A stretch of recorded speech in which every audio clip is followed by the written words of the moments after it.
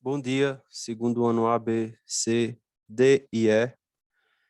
Nossa aula de hoje é sobre a América Portuguesa, tá? Do dia 25, né, do 5. Nossa aula vai ser sobre a América Portuguesa, como vocês podem ver aí no material. E a gente vai falar sobre o chamado período pré-colonial, que é o período de 1500 a 1531, né, até as expedições de Martim Afonso de Souza. Nesse período, o Brasil ficou justamente nas mãos completas de Portugal, né? O território brasileiro ainda estava em fase de descoberta, né, das riquezas e da própria expansão do território brasileiro, a partir de 1500, né? E os europeus não tinham noção, né, do imenso território ainda, naquele primeiro momento, em que eles estavam, é, o que eles haviam chegado, né? O que eles haviam conquistado, encontrado. Só tempo depois é que eles vão de fato ter a percepção de que não eram as Índias onde eles haviam chegado, não encontraram uma rota mais curta, e sim ao território que futuramente receberia o nome de Brasil, né? Então, a partir de então, o pau-brasil foi o primeiro ciclo econômico, né, a ser pego ou controlado aqui no território brasileiro, né? E os primeiros povos a serem escravizados nessa fase da história nacional, na história brasileira, foram justamente os nativos, os chamados povos indígenas, né? Que trabalharam nas terras sem compreender o interesse exagerado dos europeus em extrair tanta madeira do território brasileiro, né? Então a gente vai para este momento aqui da aula, da leitura agora. Eu aconselho vocês a assistirem essa aula até o final, tá? Porque no final eu vou pedir para que vocês façam algumas coisas, deixem, por exemplo, o caderno organizado, com esses materiais que eu vou mandar para vocês. Então, assistam aqui a aula até o final, onde nós, nesse exato momento, vamos falar sobre o período pré-colonial, o período de 1500 a 1531, que é justamente o período onde houve a extração do pau-brasil e também a escravização dos índios, dos nativos, né, no território brasileiro. Não foi nada pacífico o período pré-colonial. Já dá para imaginar, né? Essa ideia de que os europeus tomaram conta do território, manipularam e controlaram vários povos nativos espalhados pelo território brasileiro. Então, a gente já tem ideia de que isso não foi nada pacífico. Portugal disputou a posse do litoral brasileiro com a Holanda, aventureiros espanhóis e outras escaramuças menores até se estabelecer como o colonizador determinante a partir de 1530. Então, durante esse período pré-colonial, o território brasileiro ficou nessa disputa, né? Outras potências também tinham um grande interesse na questão das riquezas encontradas pelos portugueses. Durante o período pré-colonial, a presença constante de outros europeus no litoral brasileiro, também interessados em explorar o comércio do pau-brasil, começou a preocupar a coroa portuguesa. No Oriente, o lucrativo comércio de especiarias começou a diminuir. Diante disso, o rei português Dom João III, que era o rei da época, decidiu colonizar as terras brasileiras, já muito tempo depois que eles haviam encontrado as riquezas e os nativos aqui nas terras brasileiras. Para dar início à colonização dessas terras, aqui das terras do Brasil, o rei português enviou para cá a expedição de Martim Afonso de Souza, né?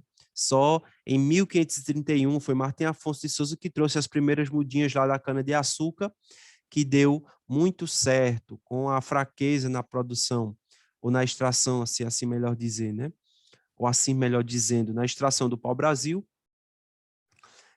com a queda da produção, houve aí a questão da ideia do rei de trazer as primeiras mudas de cana-de-açúcar aqui, que deu muito certo e gerou muito lucro a partir de 1531 nas terras brasileiras. Né? Martim Afonso de Souza e seus homens tinham o objetivo de combater os franceses,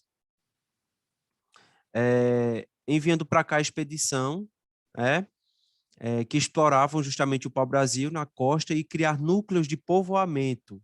Em 1532, Portugal fundou a primeira vila portuguesa em terras brasileiras, que foi justamente a Vila de São Vicente, que é essa imagem aqui que vocês estão vendo. Ó.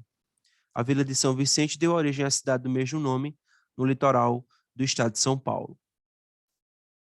Ali se desenvolveu o cultivo da cana-de-açúcar, e o sucesso inicial fez com que a coroa ampliasse a ocupação da colônia do Brasil.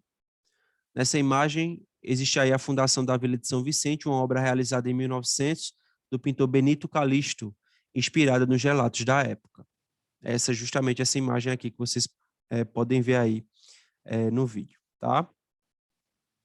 Na prática, mesmo antes de Cabral chegar ao Brasil, Portugal e Espanha tinham dividido o novo continente com o Tratado de Tordesilhas, firmado em 1492, 2 anos após Cristóvão Colombo chegar à América do Norte. Ao leste de uma linha imaginária, distante a 370 léguas de Cabo Verde, as novas terras seriam de Portugal. A gente viu isso no assunto anterior das grandes navegações, né? A oeste da Espanha.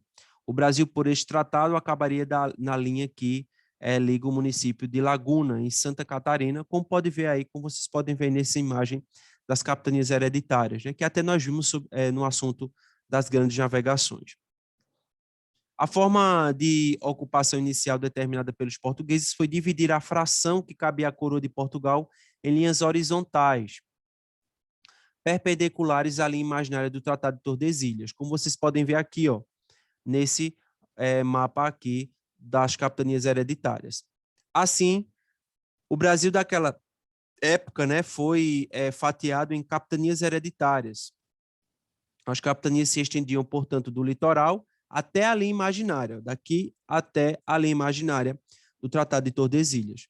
Os donatários escolhidos pelo rei podiam passar a seus herdeiros o controle sobre as terras que administravam.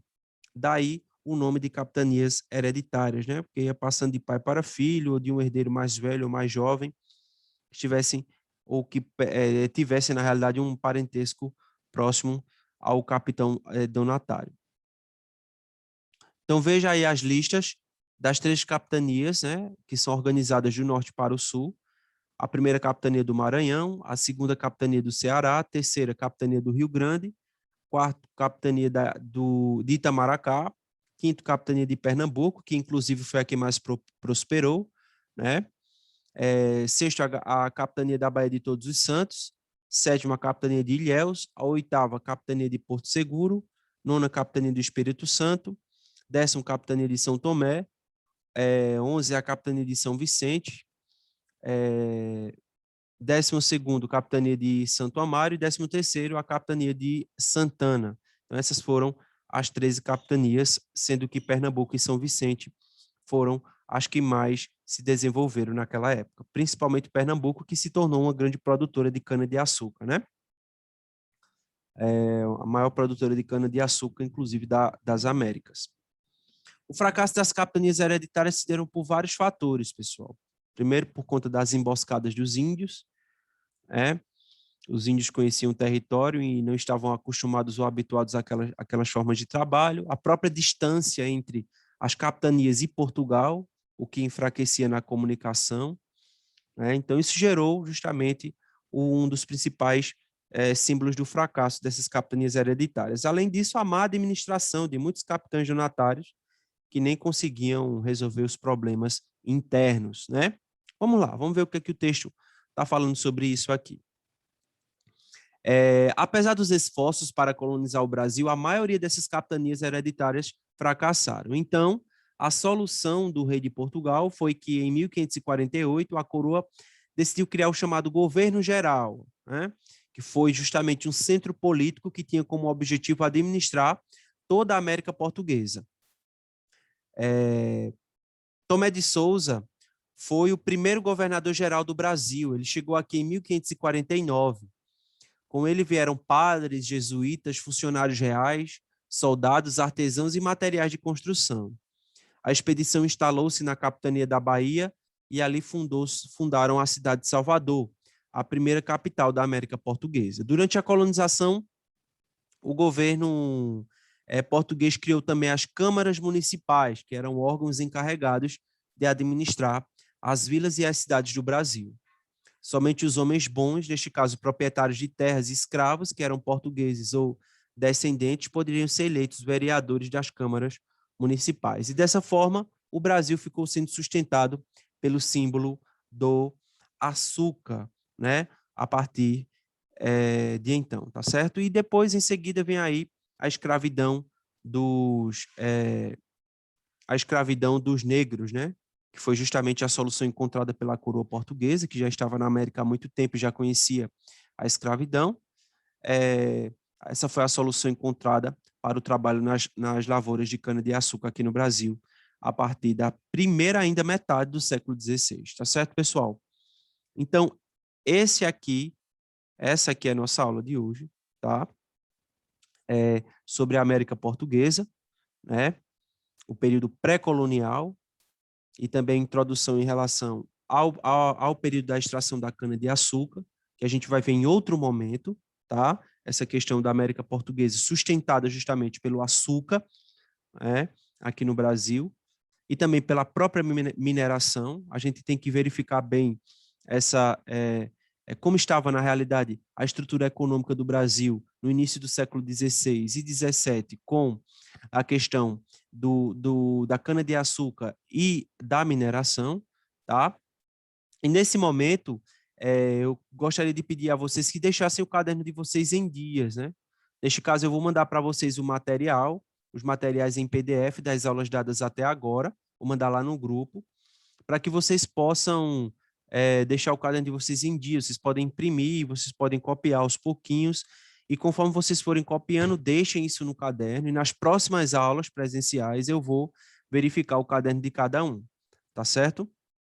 Então, aguardem mais informações. Por enquanto, vocês vão assistir a essa aula e vocês vão tentar deixar o caderno de vocês em dias com esses dois conteúdos que nós já demos na segunda unidade, até agora, né? Primeiro, as grandes navegações e, em seguida, a América Portuguesa, esse conteúdo que eu trabalhei com vocês até agora, tá bom? Então, pessoal, fiquem com Deus e até a próxima aula. Um abraço para vocês. Valeu!